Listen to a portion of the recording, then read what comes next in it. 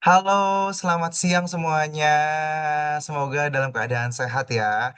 Walaupun di luar hujan deras, tapi tidak mematahkan semangat kita untuk kelas hari ini. Perkenalkan, saya Putra Surya yang akan membawakan kelas ini. Wah, membawakan ya seperti berita dibawakan.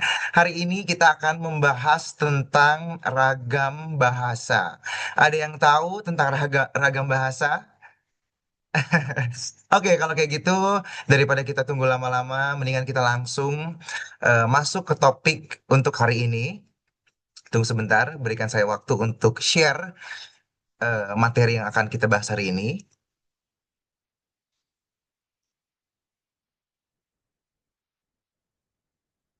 Oke, apakah materinya sudah terlihat, teman-teman?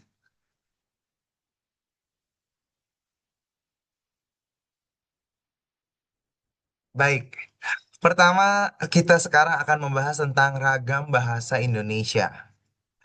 Ragam bahasa yaitu adalah variasi bahasa menurut pemakaian yang berbeda-beda menurut topik yang dibicarakan, menurut hubungan pembicara, kawan bicara, orang yang dibicarakan, serta menurut medium pembicara.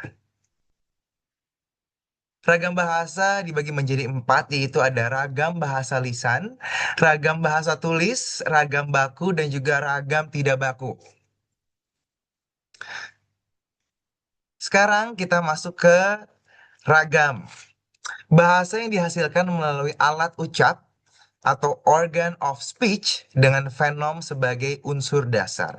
Ciri-ciri ragam lisan adalah memerlukan orang kedua atau teman bicara, lalu tergantung situasi kondisi ruang dan waktu, tidak harus memperhatikan unsur gramatikal, hanya perlu intonasi serta bahasa tubuh.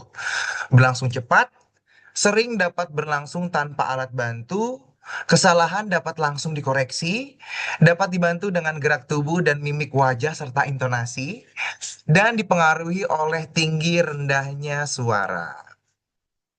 Dari sini ada yang mau ditanyakan dulu? Oke, pertanyaan kita siapkan di akhir ya, teman-teman. Oke, sekarang kita lanjut di sini. Bahasa yang dihasilkan dengan memanfaatkan tulisan dengan huruf sebagai unsur dasarnya. Ciri-ciri ragam tulis. Pertama, tidak memerlukan orang kedua atau teman bicara, bersifat objektif, tidak tergantung kondisi, situasi, dan ruang serta waktu, mengembangkan konsep makna yang jelas, harus memperhatikan unsur grammatical, berlangsungnya lambat, jelas struktur bahasanya, susunan kalimatnya juga jelas dan juga runtut, selalu memakai alat bantu, kesalahan tidak dapat langsung dikoreksi, dan juga terakhir, tidak dapat dibantu dengan gerak tubuh dan mimik muka, hanya terbantu dengan tanda baca.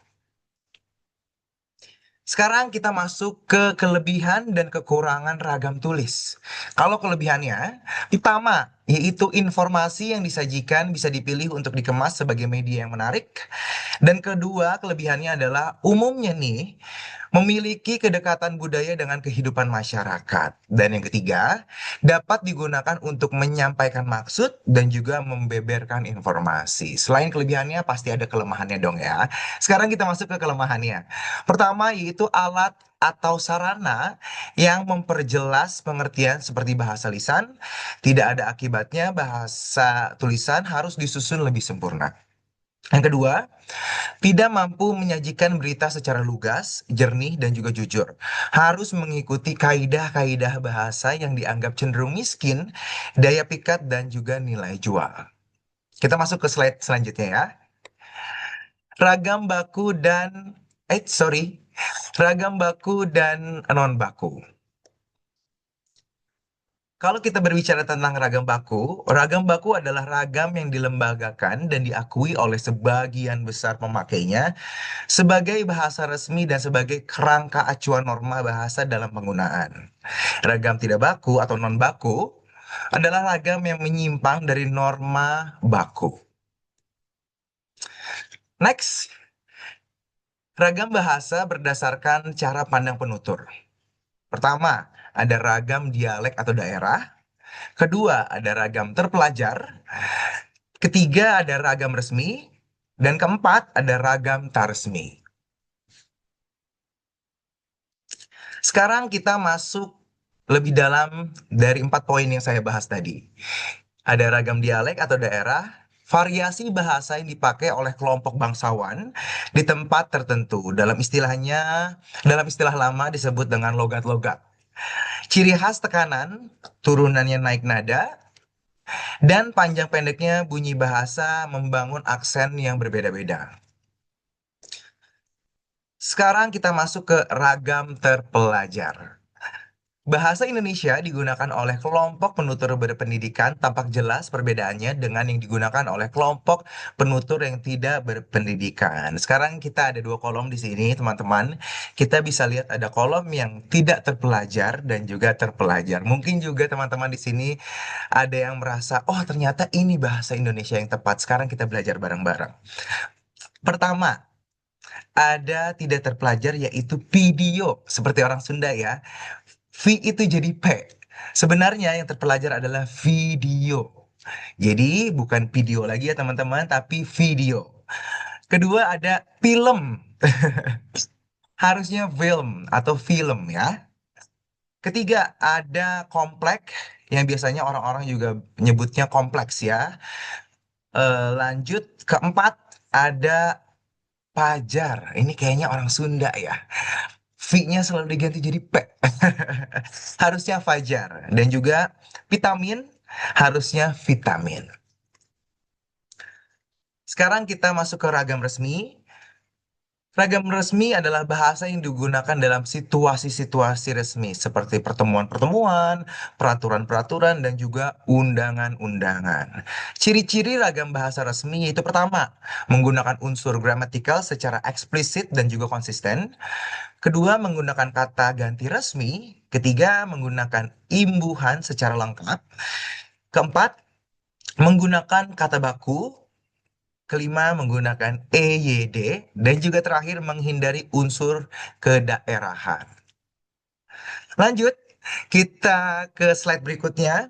Ada ragam tidak resmi, yaitu bahasa yang digunakan dalam situasi tidak resmi, seperti dalam pergaulan dan juga percakapan pribadi. Ciri-ciri ragam bahasa tidak resmi kebalikan dari ragam bahasa resmi yang tadi kita bahas.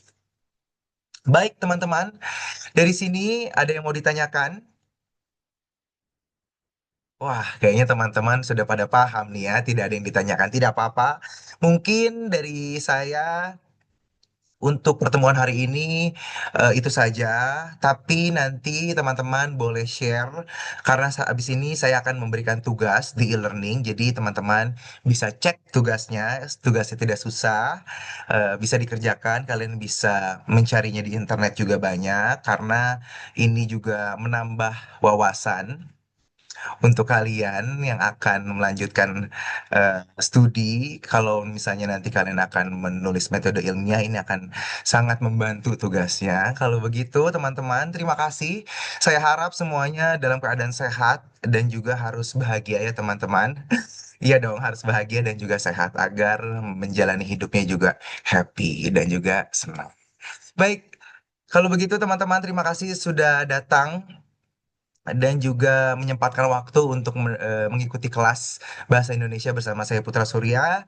Akhir kata saya mengucapkan terima kasih. Maaf kalau misalnya ada bahasa yang tidak enak atau yang lainnya mungkin ada sinyal saya yang jelek atau mungkin koneksinya juga kurang bagus, suara kurang terdengar. Semoga di kedepannya semuanya berjalan dengan lancar karena cuaca juga sedang tidak baik. Kalau begitu terima kasih teman-teman waktunya. Goodbye.